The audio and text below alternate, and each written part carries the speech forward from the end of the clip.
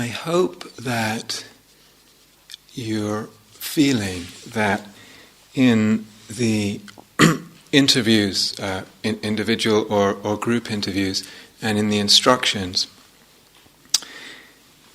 that you're kind of being met where you are. That wherever you are in terms of what's going on in your experience is being shared and met and addressed through the interviews and through the instructions. And in a way, sometimes the talk in the evening, sometimes, not always, but sometimes, that allows the talk in the evening to kind of address questions of the bigger picture. Not necessarily where am I at this thing right now that I'm dealing with, this or that experience. So both of those are obviously very important. This footstep, this step that I'm taking right now in the terrain right here under my feet matters very much. But also the map of the territory, the direction, etc. That also matters. And that's, I would like to go into some of that, the map tonight, a part of the map, if you like, actually the deeper, some of the deeper dimension of the map. And so, for a talk like this, in a way, there's no pressure. You can just listen spaciously, as is a spacious, we're talking about bigger picture. So there's no pressure. But this business of the footstep and the map is actually quite significant for us in particular in this tradition, the insight meditation tradition. As human beings, in our life, off retreat, but particularly on retreat, we are, on a retreat like this, and just sit, walk, there's very little distraction. And of course, what I am confronted with most of the time is my experience. That's what I run into, that's what I meet most of the time, is my experience. The experience of the inner phenomena, mind, body, and the experience of the immediate environment. In this case, this retreat and the people on the retreat and the form, etc. And I hope also that you feel like you're learning to meet the experience of the moment. And that's one of the real strengths of insight meditation tradition and practice, is that we start right there. What's going on? And then we try and meet that, and we try to learn how to meet that well. So that's a real strength, that rather than getting into lots of abstract stuff, we're dealing with learning how to meet the experience. It's a real strength. It's also a weakness, both. Because it might be, and actually it often is the case, we don't see the wood for the trees.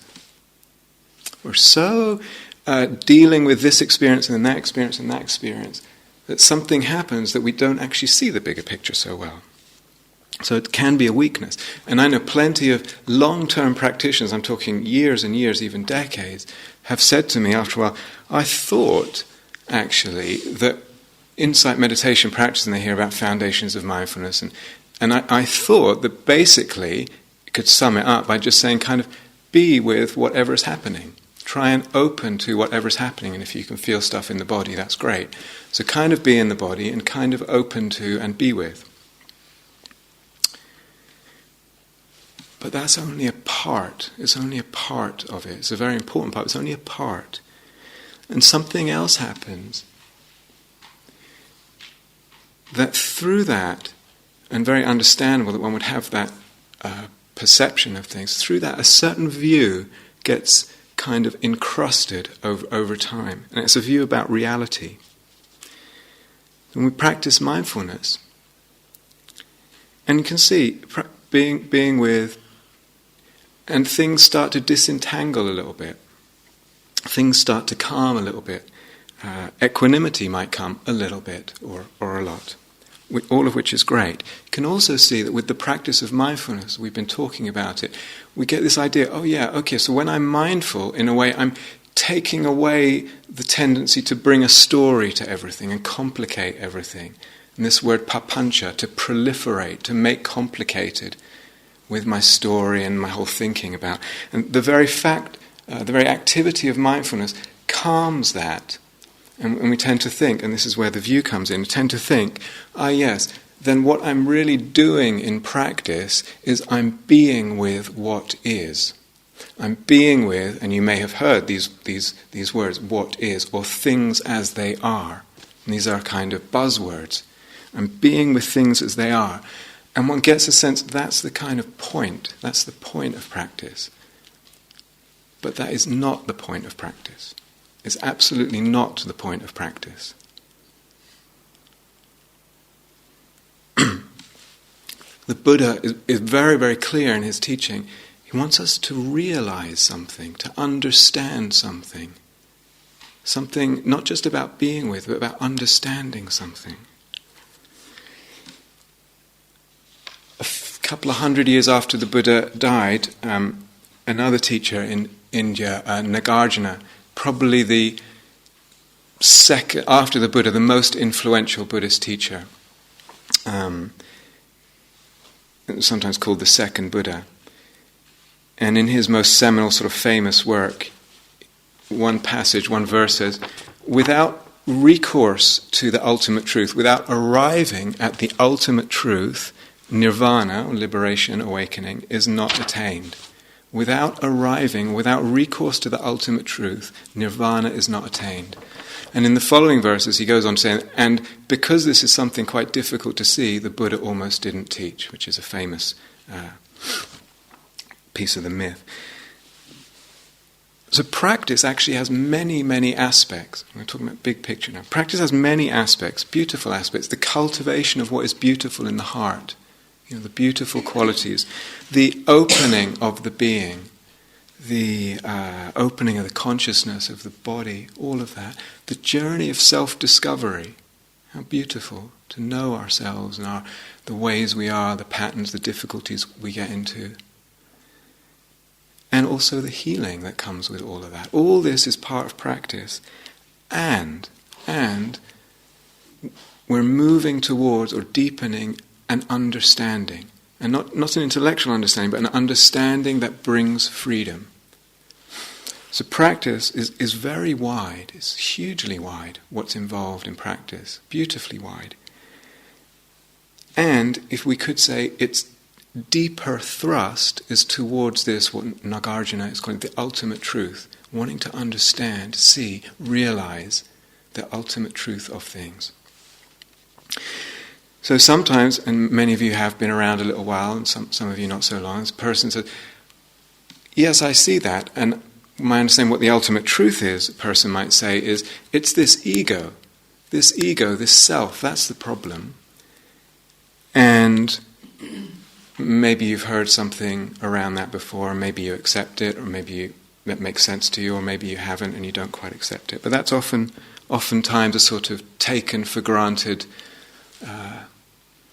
piece of knowledge for people who've been practicing for a while. Now very often when we hear something like that, yes, what I'm really moving towards is to somehow get rid of the self or something.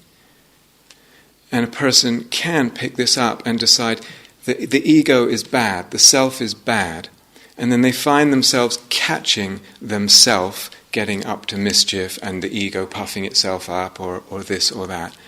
And they're sort of, in hindsight, berating themselves or just kind of tutting at the ego. But actually, that's not that helpful to see it that way. It doesn't. That way of looking doesn't really liberate anything. Maybe more helpful is to look and see that there is actually nothing I can find, there's nothing I can point to, nothing I can see.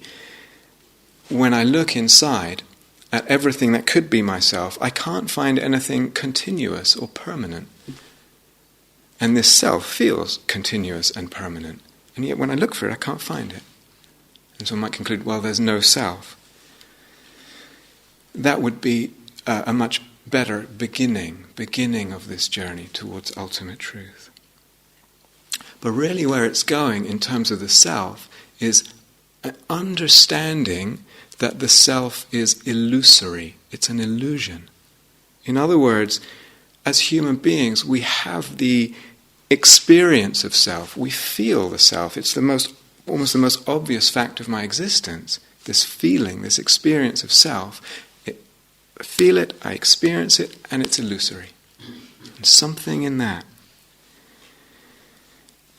Now, what I want to emphasize tonight as well is, yes, that's part of it, and what is true of the self, this illusion of self, despite its appearance and experience, is true of all things, all things. They appear, but they're illusory. And technically, in Dharma language, we say they're empty. They're empty. That's the same as saying they're illusory. Why is that significant? What? It might sound abstract. Why is that significant? Here's a quote from Nagarjuna again. Wherever there's belief that things are real, wherever there's belief that things are real, desire and hatred spring up unendingly, and unwholesome views are entertained from which all disputes come. Indeed, this is the source of every view. Without it, no defilement can occur. Thus, when this is understood, all views and all afflictions vanish. When this is understood, all afflictions vanish entirely. But how may this be known? It is said that when one sees that all things are dependently produced or dependently arisen, one sees that all such things are free from birth. I'll read that line again because that's what we're going to go into a little bit. It is said that when one sees that all things are dependently produced or dependently arisen, one sees that all such things are free from birth. In other words, they're illusory. This, the supreme knower of truth, that's the Buddha, has taught. So, a person might hear this and say, yeah, but I'm not that drawn to this idea of nirvana or awakening or enlightenment. And of course there's always a mix. Some people are attracted by that and some people really not. But basically what's also being said is, the more we see this and the more we understand this, the more freedom there is. So I don't have to think about this word nirvana or whatever. It's just the more I see this, the more I open to this and realize it, the more freedom and the less suffering there will be in my life. That's all. All things, self and all objects, inner objects, emotions, thoughts, moods, perceptions, and outer objects, all things. And the Buddha says in the Sutta Nipata, Sarvam idam mayam, all this is illusion. All this is illusion. Not just this self, but all this is illusion. We have to actually be careful a little bit here because there are levels of teaching. There are levels of teaching. So this is obviously what we call the ultimate level of teaching, and there's a conventional level of teaching. Actually, they're not even that black and white. So we have to be clear what level we're talking on at different times. Otherwise it gets kind of irresponsible a little bit. This emptiness teaching may not always be the appropriate teaching. In other words, here's some particular suffering, and if I just come and say to you, yeah, it's empty, maybe that's exactly right, and maybe it's really, really not appropriate. It's not the right thing, it's not the right view, it's not the right take that needs to happen. Yeah, so there's really a question of skillful means and appropriateness here. And this whole journey, it's a real journey of understanding, and something incredibly profound to begin to understand this, and then the understanding goes deeper and deeper and deeper. It's a profound journey, and it doesn't almost ever happen at once. And so tonight, there's not time to go into detail. So really I just want to, like I said, paint a big picture and talk more generally. And generally speaking, there are different ways of approaching or developing, entering this understanding, this realization. So just to name 4 right now, and they've kind of 4 main ones, very broadly speaking. One we touched on already a little bit, is that, say, if we take the self, for example, when I look for it, I can't find it. Now it seems obvious, you're looking and here's Rob, or I look and there's Robert, there's Catherine. It seems obvious, well, the self is there, but when I really look at whatever it is, or the microphone, I can't find it. Things are unfindable in their essence, or the essence of things is unfindable. So I'm going to lay out these four, and I'm only going to pick one and elaborate on it a little bit. Well, that's the last one. So I'm just mentioning that right now. Any possible place this self could be, I can't find it there. Any possible location for it, or essence of it, I cannot find. Second possibility is actually using logic. This is very not popular in this tradition, but some traditions really use logic a lot.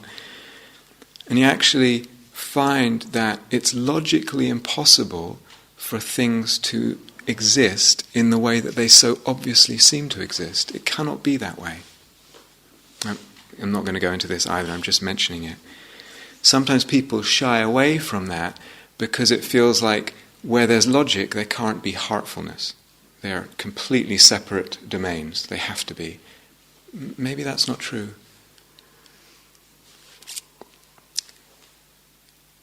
If I'm going to the beach with friends on a sunny summer day, and we get in the car,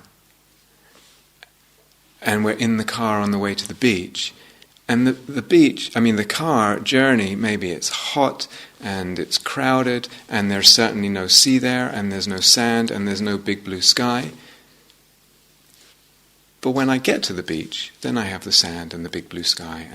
So this, sometimes practice, and if we talk about the logic, it's a journey. But when I use it in practice, it liberates something. Something is released through the seeing of the emptiness, and the heart is released and opened. So I'm just mentioning that in case you run into it at different times.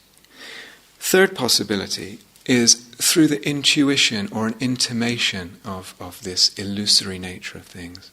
Sometimes it's definitely not about logic at all. There's something resonates, something speaks to one. It could be a poem, could be through another person, could be just through our own practice. We're getting a sense of some deeper dimension of existence, an intimation of it, a whisper of it, and it's speaking to the heart and opening something and opening a possibility of freedom. And we're not even quite sure what it is or how that's working, but it's calling the heart. It's calling something. That's definitely a possibility. And the fourth one, and the one I want to elaborate on a little bit tonight, is seeing how things are fabricated, constructed, and concocted. And Jenny touched on this a little bit the other night.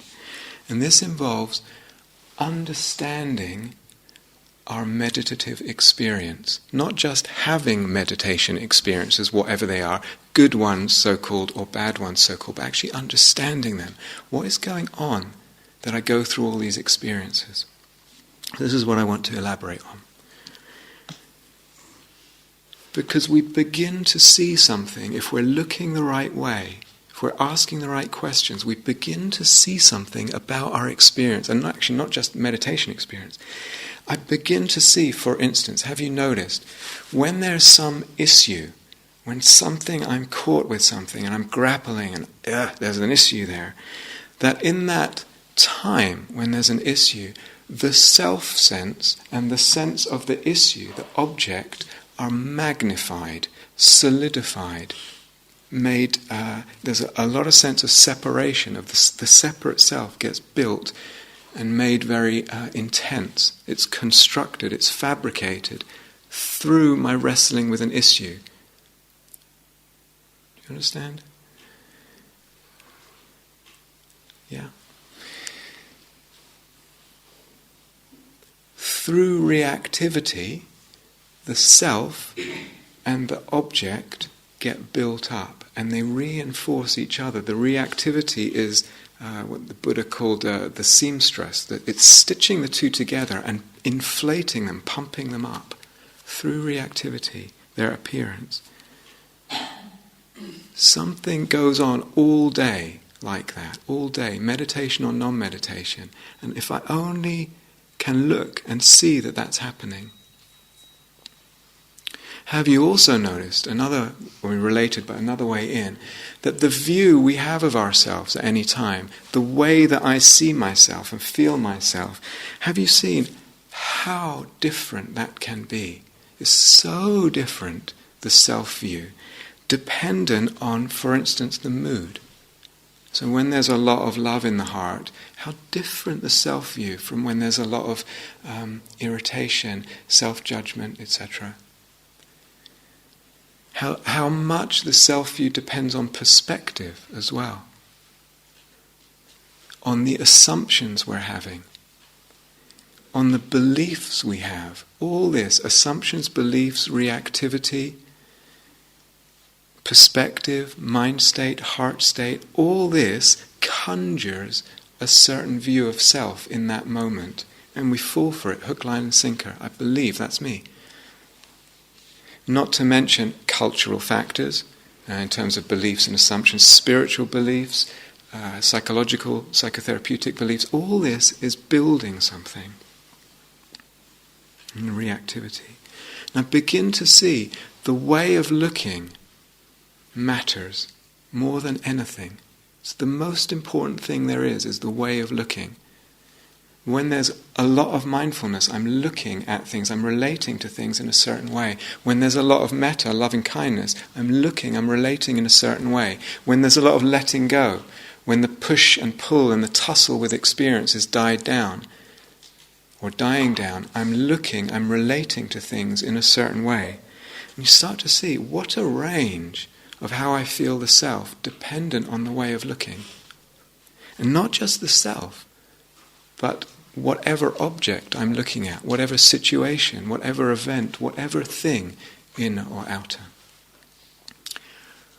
Which is the real self? Which is the real one? Which is the real thing, the real event? It moves, and the more I meditate, the wider the range through which it moves. Through most sublime and beautiful to quite contracted and difficult and solid and tormented. Which is the real one? But it's not just how it moves or that it moves from this to that, and I say, well, which one's real? That one, or the one in the middle, or that one there? It's also how much the self appears as something separate at all. How much it gets built as a sense, as a separate sense. Or the object, the perception of the thing. Not just that it moves, but its very appearance is dependent on my way of looking. It's very... coming together as a thing is dependent on my way of looking. So the perception, the experience, the appearance of self and objects is dependent on the mind, dependent on the way of looking, the way of being with. And we say, again in technical language, we say a thing or the self is empty of independent existence. It doesn't exist independent of my way of looking, of the mind. And again, why is that significant? Is this just abstract? Why am I going on about this? Because suffering depends on reality belief, as Nagarjuna said. Suffering depends on believing in the reality of self and thing, whatever thing is. It depends on that. Without that, I know it's an illusion. And the suffering can't stand. It has nothing to lean on. And the Buddha is saying everything is fabricated. Everything is conjured and illusory like this. Everything, by the mind, by the way of looking. There is no basic reality. There is no basic way things are. It can seem like there is. It can really seem like there is. And in practice it can seem like there is. And that's saying, the more we're mindful, we let go of story, we feel like, and now I'm just with this sensation, just as it is. I'm just with this emotion, just as it is, with this sound, etc. It seems like that. But that's only a stage in practice. It's only a stage. We feel like we're contacting some sort of basic ground of reality. And it would be a huge, huge shame as practitioners and as human beings if we never get beyond that stage. And we end up just believing in this level of reality that's a given. Because mindfulness does not reveal the way things are as they are. It does not, nor does equanimity. Something much more mysterious starts happening the deeper I go into these practices. Much more mysterious, much more interesting, in fact. So the most fundamental fact about anything at all, and the most fundamentally important fact about anything at all, any experience at all, is that it is dependent on how I'm looking, how I'm aware of it.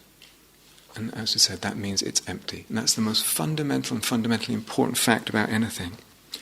So we talk, and all the teachers, we talk about what is and being with what is and opening to what is and all that.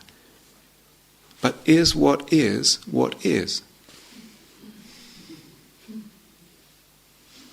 What? There is no objective reality that we arrive at. And if you know anything about, for instance, quantum physics and the discoveries of the last century and ongoing, very similar discoveries. The way we look conjures what we see at the most basic level of reality. Imagine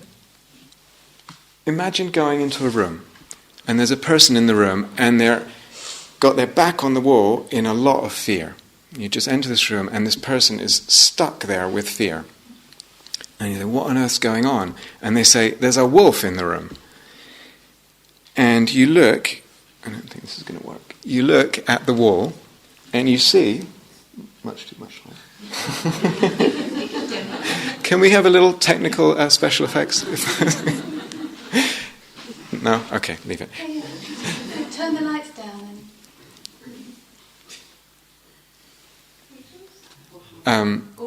Just try the bottom ones at first, Annie, if you would, please. The bottom ones, yeah, thanks. Okay, let's try this. It's a wolf. Okay, and this person is terrified of the wolf. Can everyone see this scary wolf? And and you say, well, what's going on? They said, there's a wolf. But I'm being with the wolf. I'm being with the wolf and I'm being with my fear. And I'm practicing mindfulness and I'm being with it. And you say, okay. And they're not seeing their other hand. They're not seeing their other hand. They're stuck looking at the wolf. The silhouette, the hand shadow. If you're listening to this on tape, I was playing with a light and a hand shadow and a terrifyingly realistic impression of a wolf. And so maybe they don't see their other hand. You see, they don't see the fabrication that's going on because I'm stuck looking at the wolf. Maybe being with this wolf and being with my process with wolf, maybe equanimity comes and maybe patience comes. But ultimately the suffering won't be undermined. It won't be cut at the deepest level. Maybe I'm with the wolf and the wolf disappears. And maybe... Could we have the lights again? Sorry, Annie, it's a busy night for you. Okay, the wolf disappears and then... Oh, why is that not working? It's that big light one off there. There's the con. Go Okay, there we go, yeah. A bunny rabbit comes. Nice bunny rabbit. There we go.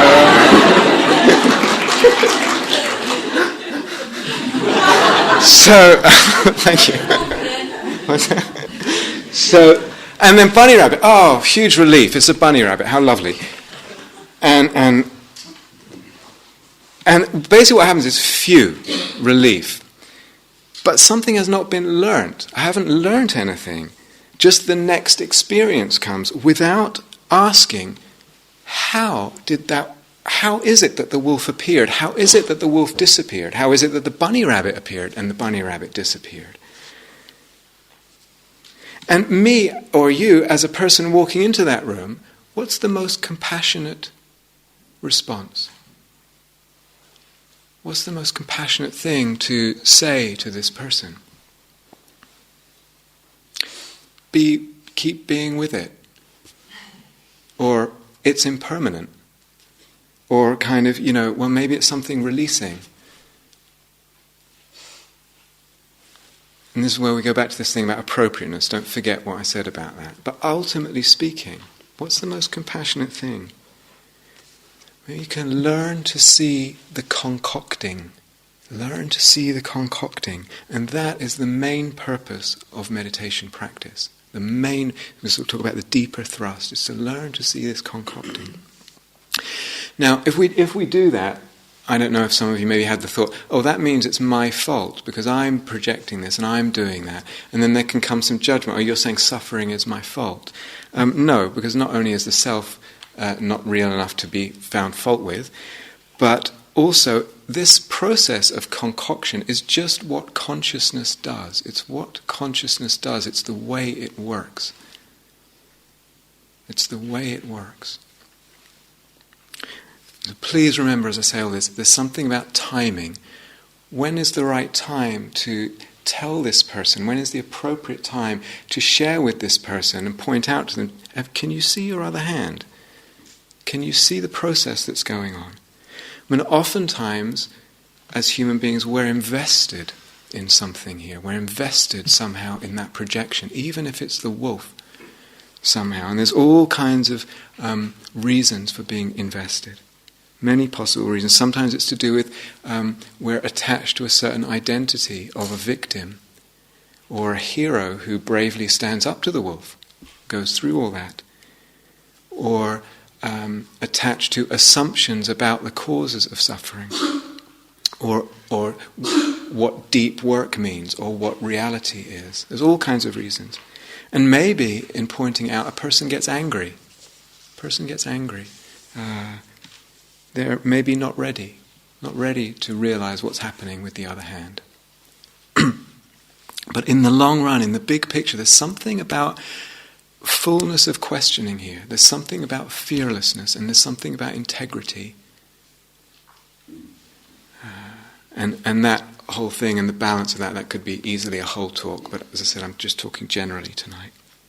So even then hearing that and seeing the little, projection of the wolf and all that, and we say, yeah, okay, I kind of get that, and please relate this to your own experience. So where can you see this happening? So not just the deep end, but this happens at every level of meditation practice and life. And we say, yeah, okay, I can kind of see that in certain situations, but so often there's an assumption. Yeah, I see that wolf is constructed, that's easy, and I see this pattern that I have that I'm constructing something.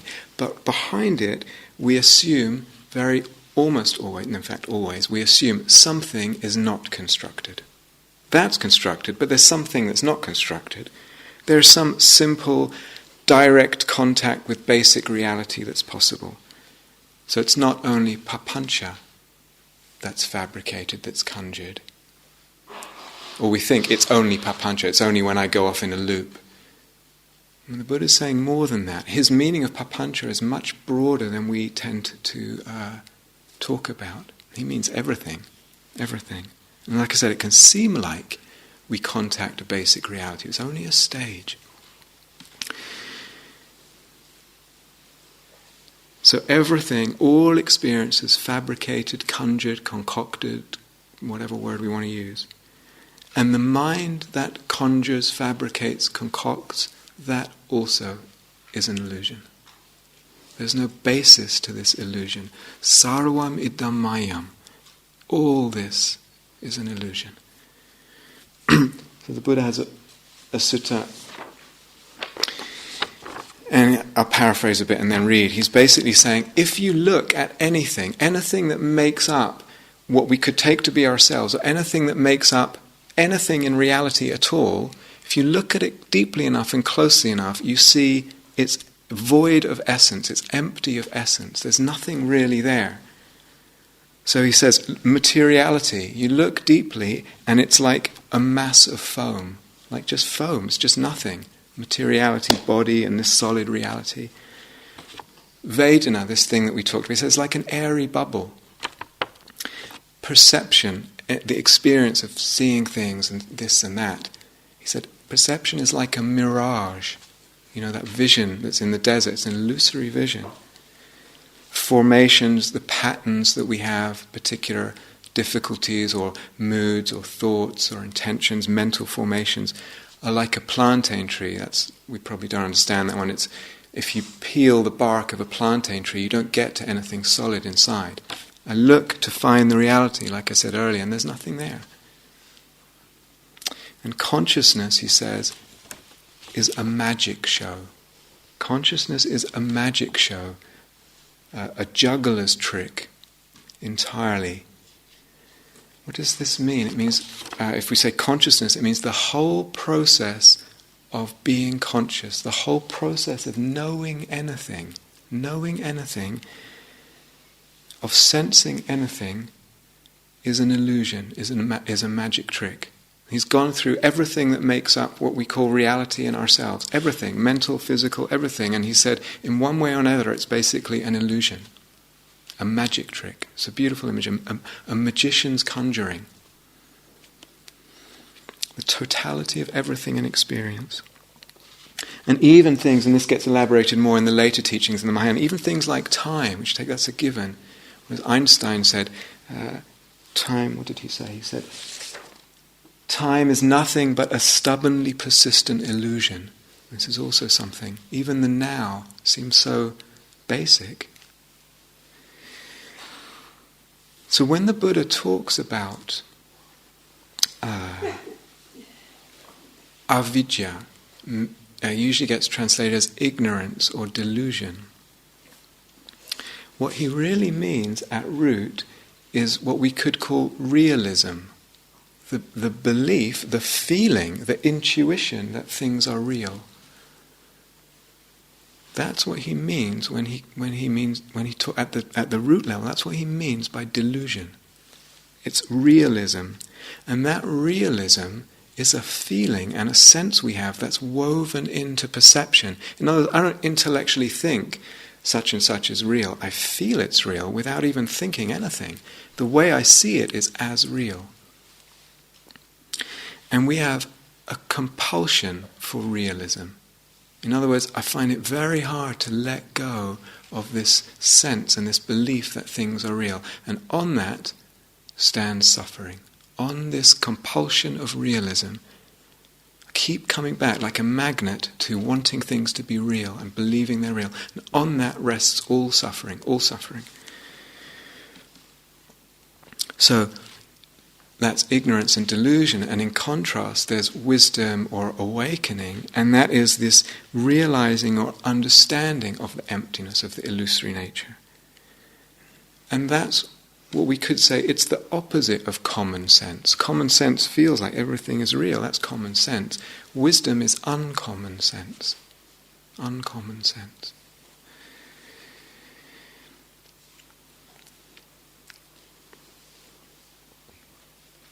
As human beings, like I said, we have this compulsion, so we want to leave something real. We want something to be real. We find it very hard. We want something as ground. And that's a kind of clinging, to cling to something as ground. Not trusting the freedom and the bliss of groundlessness, of nothing being real, and the complete openness of perspective and movement in a way that allows. And what is that? Either it's materiality. I can't let go of a kind of scientific materialist view of material reality being undeniably real, everything being based on that. Or maybe a person can't let go of awareness or consciousness as being real, or presence, or being, or the flow of things, or whatever, or the web of conditions, or the now. Something, we have this tendency to want to grasp to some way of looking as this is it, this is it. And we try to say, well, this thing, whatever it is, awareness or whatever, that's not a thing, so it doesn't really count what you're saying. But it's still in the realm of concept, in the realm of an experience that is based on concept. Either explicitly or implicitly, we believe that things have independent existence. And I'll believe that about whatever this is that I'm clinging to. That they're objective somehow, independent, that they even exist in time. So this awareness that I believe in, if I believe that it exists in time, I'm giving it a reality it doesn't have. The now, whatever it is. To see that everything is empty is something amazingly beautiful. And I know that saying all this is landing in very different places. And some people feel amazed and the heart is really touched, and some people are horrified by what's being said. And some people are just not interested. And it has to land in all those different places. But eventually there's something incredibly beautiful of what it opens up in seeing this. Hallelujah, hallelujah. Everything is empty. Everything is illusion. Hallelujah. This is a magic world. Hallelujah. So, and now I'm talking to the very experienced practitioners in the room. Where's your last fortress? Where's the last bastion of reality for you? Where are you trying to put it? Some notion of this is it? In awareness, in being, in emptiness as something real, in Buddha nature, in the deathless or the unfabricated. Saraha was a famous Buddhist tantric adept and yogi, and I think he's from the 11th century in India, but I'm not sure. The self is void, empty. The self is void, the world is void. Heaven, earth, and the space between are void. In this bliss, there is neither virtue nor sin, neither good nor bad. So there's a phrase the Buddha used. I'm not sure how much he used it, but he used it, and it's become very influential over millennia, really. And in the Pali, I say in Pali, yata bhuta jnana dassana. And you can translate it something like knowledge and vision, and then the important part is the yata bhuta. And it usually gets translated as knowledge and vision of things as they are. But the part that has got kind of yanked out of that is the things as they are, and turned into an idea that there is some basic reality, and the point of practice is to be with that basic reality through mindfulness, through stripping away projection. As I said, at best, that can only be part of my practice approach and a stage that I go through. But what the Buddha, I would say, really means by as they are is that things, knowledge and vision of things as they are, I mean knowledge and vision of the emptiness of things. That's how they are, the illusory nature of things. Seeing and understanding that. Not to get technical or grammatical, but bhuta is also the past participle of become. So you could also say it's knowledge and visions of how things have become. In other words, like the little projection of the wolf, how that is getting projected, the process of fabrication, of concoction.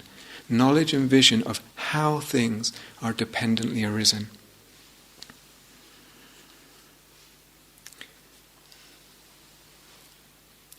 So when the Buddha talks about liberation, he's talking about this. He's talking about liberation from seeing and understanding this. This is what liberates at the deepest level.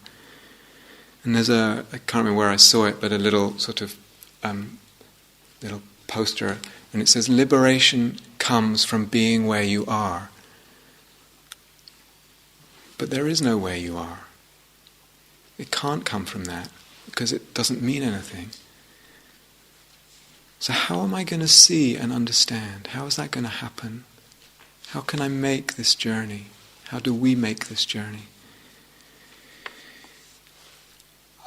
I'm just picking up the fourth of these possibilities, like I said, the fabrication, seeing the fabrication. Maybe meditation can be training ways of looking, ways of being with things, ways of relating and being aware of things that begin to reveal how things get projected, how they dependently arise. And maybe that's what meditation is. We're learning different ways of looking and seeing how each way of looking shapes a different reality that I perceive.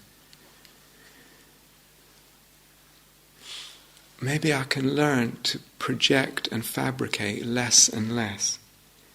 Take away all the assumptions that are feeding into the fabrication, more and more and more.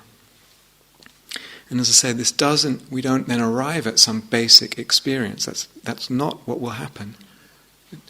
Some basic sound or sight or emotion. This is what's happening. This is how it is.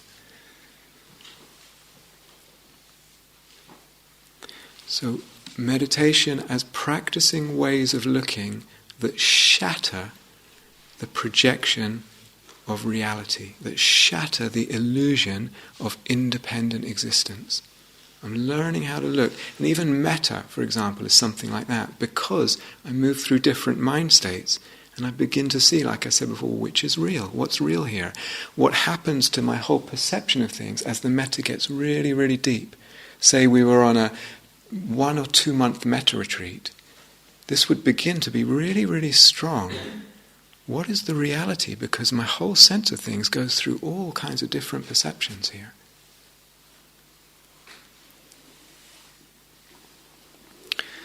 Words like fabricate, concoct, they're really good words because they have in English the notion of building something, but also the notion of something not quite real. We say it's a fabrication, it's a concoction. So there's the implication in it that it's not real, which is good. So it really points to the meaning here. But does it make things worthless that they're fabricated? Everything is fabricated. Does that mean everything is worthless? And some streams of Buddhist teaching basically go there. All this is samsara, and basically the job is to get out of all this by seeing the illusion. All this is kind of worthless. It's just body and...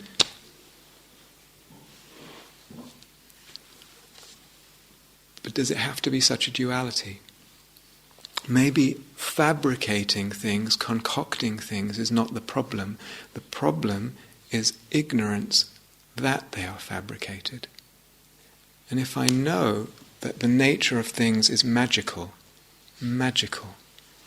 if I know that everything is magical and the process of making things is magic, then I might be free in a world of magic. And I'm free to create and conjure this and that.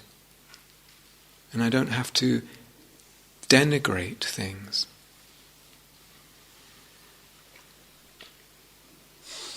So this is a journey. Like I said, it's a journey. It's you can see this at the simplest level, just when, for instance, you're really, really upset about something, and then after a while you get less upset, and you compare the views of self and the thing when there was upset and when there isn't upset, and you begin to see what's real here and question. And then it just goes deeper. From there, you don't even need to meditate to see that much. And that basic thread of insight just goes deeper and deeper and deeper and more subtle. And the understanding evolves. It can evolve. And this is the best thing. It's the best thing to understand. Understanding this way, it makes an immense freedom possible in life. And also, as I say, the freedom to play with the magic, the freedom to take on this view or that view, to look this way and that way without getting locked in, to play in the realm of magic, to play in the realm of self-view. And it's available to us. It's something that is available to us as human beings if we want it. So no one, I'm not saying, and I don't think anyone has ever said, you have to do this. You have to understand this, you have to explore this. So I'm not saying that, and I don't think the Buddha said that either. And I'm very aware of how the inner critic can come in hearing stuff like this. but it's available to us. And if the heart is called, if there's something that's spoken to here of a deeper mystery in life, of a deeper reality, we could say, if it's called, then it's available. And it's there for us.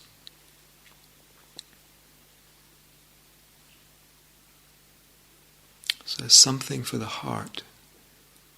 It can sound abstract, but it's something for the heart.